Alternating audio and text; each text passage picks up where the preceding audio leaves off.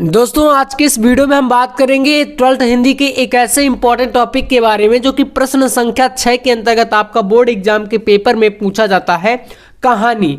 तो आज के इस वीडियो में आपको बताएंगे कि आप लोग कहानियों का सारांश कैसे लिख सकते हो। आज के इस वीडियो में आपकी 4 कहानियां हैं जो कि आपका इससे बाहर बोर्ड एग्जाम में नहीं आएगा। तो पहले हम लोग बात करेंगे पंचलाइट कहानी के बारे में, फिर हम लोग देखेंगे बहादुर कहानी को, और फिर आपका लाठी कहानी, और चौथा आपका रहेगा ध्रुव यात्रा कहानी। तो ये टोटल हमारी 4 कहानियां हैं और चारों को आपको तैयार कर लेना है। बहुत ही आसान सा तरीका मैं आपको बताने वाला हूं, एकदम ट्रिक से आप लोग 5 नंबर अपना तैयार कर सकते हो और इनमें से किसी भी कहानी का सारांश आपके बोर्ड एग्जाम में आएगा, आप लोग आराम से लिख सकते हो। तो सबसे पहले यहां पर हमारे पास है पंचलाइट कहानी, और शुरू करते हैं हम लोग कैसे लिखेंगे। तो इस तरीके से देखो, आपका 6वें नंबर में आता है। तो पहले आप ऊपर डाल दोगे प्रश्नोत्तर संख्या 6 और 80 शब्दों में आपको कहानी को लिख करके पूरा समाप्त करना होता है, ठीक है। तो आप लोग देखो यहाँ पर पंचलाइट कहानी का सारांश हेडिंग डाल देना ब्लैक पेन से, फिर उसके बाद लिखना स्टार्ट करना। आपको ये बताना है कि भाई ये कहानी किसके द्वारा पहले लिखी गई है, यानी इसके लेखक कौन है। तो इस तरीके से लिखोगे पंचलाइट रेणु जी की आंचलिक कहानी, यानी फणीश्वर नाथ रेणु जी के द्वारा ये लिखी गई है। तो पंचलाइट रेणु जी द्वारा लिखित या रेणु जी की आंचलिक कहानी है, और इस कहानी में बिहार के एक पिछड़े गांव की परिवेश का सुंदर चित्रण प्रस्तुत किया गया है। महतो टोली में अशिक्षित लोग, यानी कि जो पढ़े लिखे ज़्यादा नहीं थे, है ना। महतो टोली एक मतलब गांव की एक टोली का नाम था। अशिक्षित लोग हैं, उन्होंने रामनवमी के मेले में पेट्रोमैक्स खरीदा, जिसे वो पंचलाइट कहकर कहते थे या पुकारते थे, जैसे कि लाल ट्रेन बोल सकते हो आप लोग, ठीक है। उसके बाद यहाँ पर स्टोरी को समझते जाना, रटना नहीं है, जैसे मैं बताता जाऊँ सुन करके आपको बस उस तरीके से लिख देना है स्टोरी, जैसे आपको वहाँ पर बोर्ड एग्जाम में याद रहेगी तो उसी को लिख देना। अब इसके बाद देखो यहाँ से जब उन्होंने खरीद लिया, अब प्रॉब्लम ये आई उनके पास, मेले में गए और वहाँ से पंचलाइट यानी पेट्रोमैक्स को खरीदा, वो पेट्रोमैक्स यहाँ पर बोलते हैं ना। पंचलाइट को देखने के लिए टोली के सभी बालक औरतें यानी कि जितने भी लोग थे सभी इकट्ठे हो जाते हैं। सरदार जो उनका उस टोली का मेन मतलब मुखिया था, सरदार अपनी पत्नी को आदेश देता है, यानी कि कहता है कि शुभ कार्य को करने से पहले उसकी पूजा पाठ का प्रबंध कर लें, है ना। और सभी उत्साहित हैं, परंतु समस्या यह उठती है कि पंचलाइट जलाएगा कौन। ये सीधे साधे लोग पेट्रोमैक्स को जलाना भी नहीं जानते थे, और इस टोली में गोधन नाम का एक युवक था जो कि पंचलाइट को जलाना जानता था, लेकिन उसको समाज से निकाल दिया गया था या टोली से बहिष्कृत कर दिया गया था, क्योंकि वो थोड़ा सा बुरे आचरण करता था। और आप यहाँ पर इसको थोड़ा सा अच्छे से इसी प्रकार से लिख देना, जैसे यहाँ पर पूरा बताया गया कि इस टोली में गोधन नाम का एक युवक था। वह गांव की मुन्नरी नामक एक युवती से प्रेम करता था। मुन्नरी की मां ने पंचों से शिकायत की थी और इस लिए जो है गोधन को वहाँ से निकाल दिया गया था, है ना, कि उसके घर के सामने से सिनेमा के गाने गाता हुआ निकलता है। तो फिल्मी गाने, सिनेमा मतलब फिल्मी गाने, इस तरीके से आपको ये लिखना है। फिर इसके बाद एक पेज में समाप्त और नेक्स्ट पेज पे आना है, तो इतना और लिखना पड़ेगा। इस कारण पंचों ने उसे बिरादरी से निकाल रखा है और मुन्नरी को पता है कि गोधन पंचलाइट जला सकता है। वह चतुराई से यह बात पंचों तक पहुंचा देती है और पंच गोधन की को बिरादरी में ले लेते हैं और वह पंचलाइट को जला देता है। पंच खुश होकर कहते हैं कि तुम्हारा साथ खुनमा। पंचलाइट की रोशनी में सभी लोग कीर्तन भजन करते हैं तथा उत्सव मनाते हैं। और इसके बाद लास्ट में ये लाइन जरूर लिखना, आपको कहानी में मतलब एग्जामिनर जो होता है वो लास्ट में और शुरू में ज़्यादा देखते हैं कि आपने शुरुआत कैसे की है, अंत कैसे किया है।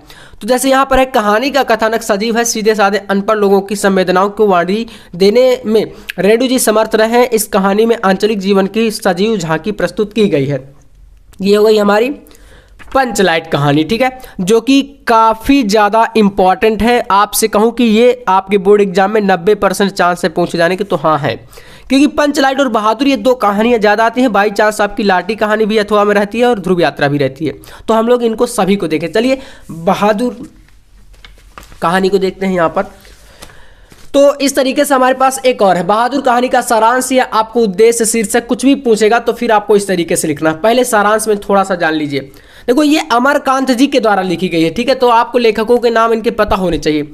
अमरकांत द्वारा रचित बहादुर कहानी एक मध्यम वर्गीय परिवार की समस्या को लेकर चली है और इसमें एक बेसहारा पहाड़ी लड़के की मार्मिक कथा वर्णित है। यानी 12 से 13 वर्ष का एक बालक था जिसका नाम बहादुर था, है ना। अब देखो इसका शीर्षक कैसे लिखना है। कहानी का शीर्षक संक्षिप्त, सारगर्भित तथा उपयुक्त है। यह इस कहानी के प्रमुख पात्र बहादुर के नाम पर आधारित है। इसे पढ़कर पाठक को यानी पढ़ने वाले को मन में बहादुर के बारे में जानने की इच्छा उत्पन्न होती है। यहाँ बहादुर वीरता का प्रतीक नहीं है, बल्कि ये क्या है, एक बालक है। इसके बाद यहाँ पर इस कहानी का कथानक देखिए, बहादुर कहानी का कथानक।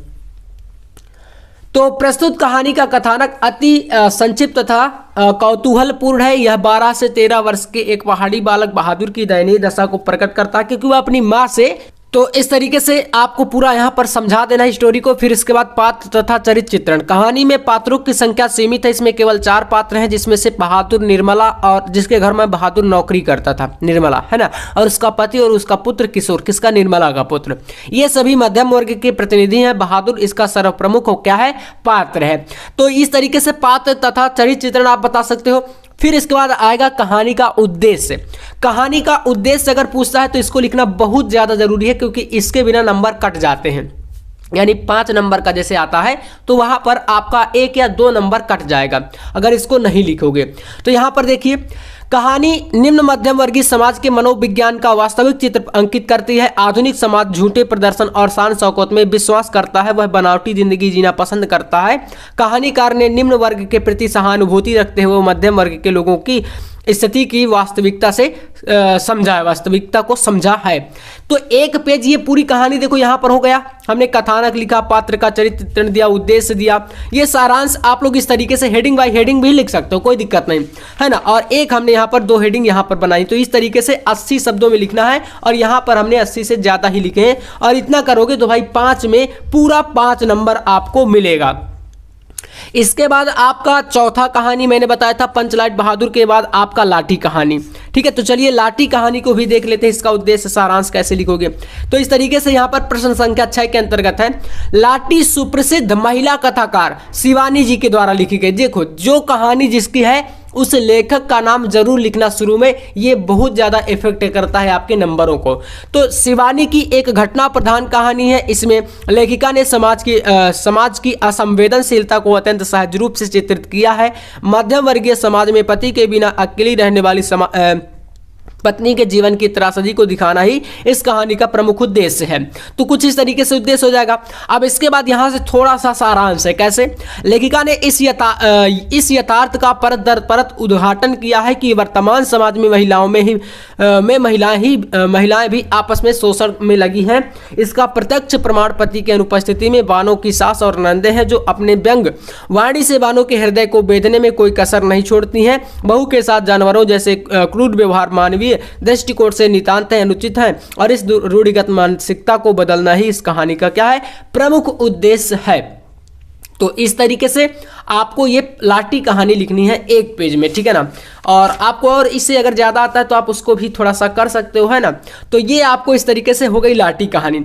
उसके बाद आपको एक कहानी लिखनी है ध्रुव यात्रा, और मैंने 4 कहानियां यहाँ पर इसलिए बताई हैं ताकि आपको ये डाउट ना रहे। बहुत सारे बच्चे कमेंट कर रहे थे कि भैया कैसे लिखे, कितने पेज में लिखना है आखिरकार कहानी को, और मतलब कि कितना लिखने पर पूरा नंबर मिलेगा। और फिर ये भी डाउट आ रहा था कि भैया सारांश कैसे लिखेंगे, उद्देश्य कैसे लिखेंगे, तो इसलिए मैं ये वीडियो बना रहा हूँ, ठीक है। चलो, ध्रुव यात्रा कहानी के बारे में यहाँ पर इसमें भी अगर इसका आएगा तो आप ऊपर इस तरीके से प्रश्नोत्तर संख्या 6 डालोगे।